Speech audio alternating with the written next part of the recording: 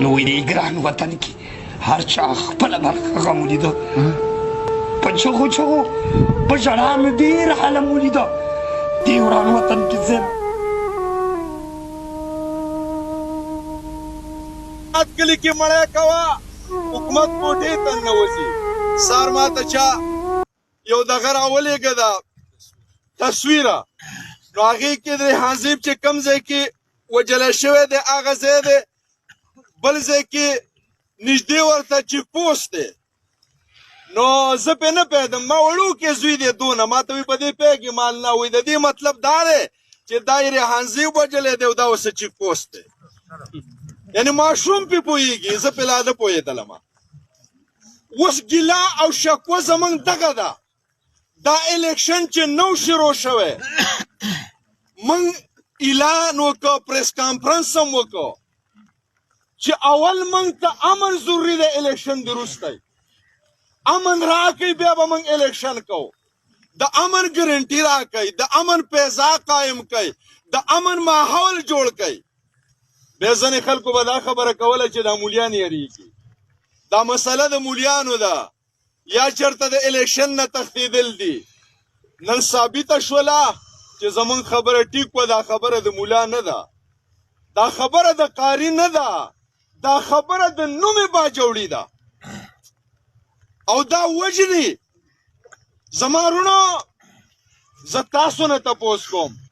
زمونږ دپاره الیکشنې ضروري دي که زمونږ دپاره د باجوړي د اینې تحفظ ضروري دی زمونږ د اینې تحفظ ضروري دی الیکشن نه دي ضروري کرسۍ نه دي ضروري ما الیکشن وګاټه خو زه تلی نشم زه ترقیاتي کار نشم کولی اولنۍ خبره دا ده چې موږ د امن خبره وکړو او موږ که دا خبره په رښتیا وکړو نن په روایتي احتجاجونو باندې کار نه کېږي ګنې موږ درنې ورکړي دي د سکاوټ مخې ته هم ورکړې 9 ورځې موږ هلته شپې تېرې کړې خو څه ونه شو کاغذي لیکل وشي او خبره خلاصه شي زما وروڼو که خبره کوو نو یو به په اخلاص کوو که خبره کوو نو حقیقت به وو او چې حقیقت نشو ویلی او دروغ وو روایتي خبرې کوو مصنوعي خبرې کوو دا مسله نه حل کېږي راځئ چې حقایق وو چې دا امن د کوم ځای نه خراب دی دا چا خراب کړی دی او دا بټن د چا په لاس کې ده د چا په لاس کې چې بټن د هغې له موږ خوله نه وروړو او هسې هوایي خبرې کوو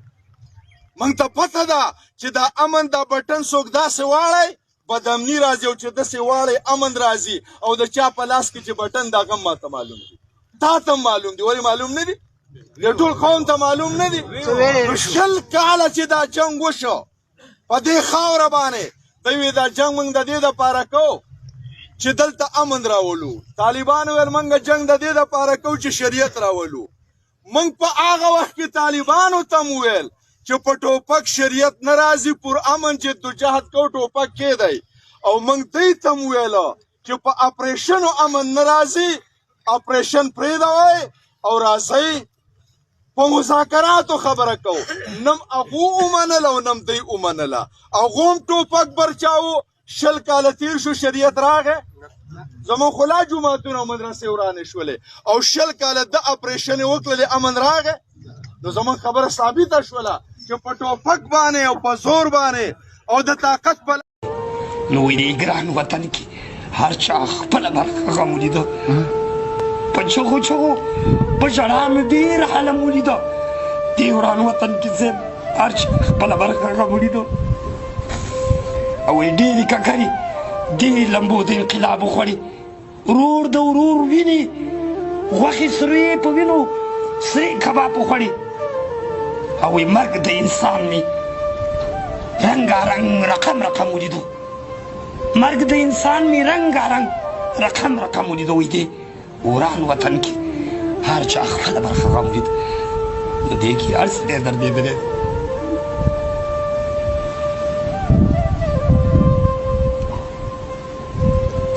زړګي که دردېدلی نه وې زه نو په کټ کټ په جړېدلی نه وې زه په زړګي که دردېدلی نه وې زه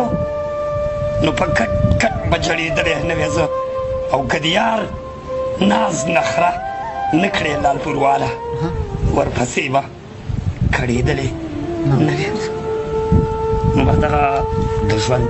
څه یادونه و خفه نه شئ دوستانو درنه مننه کوم خو لکه افغانستان او افغان او پښتون ته یو لرو برخې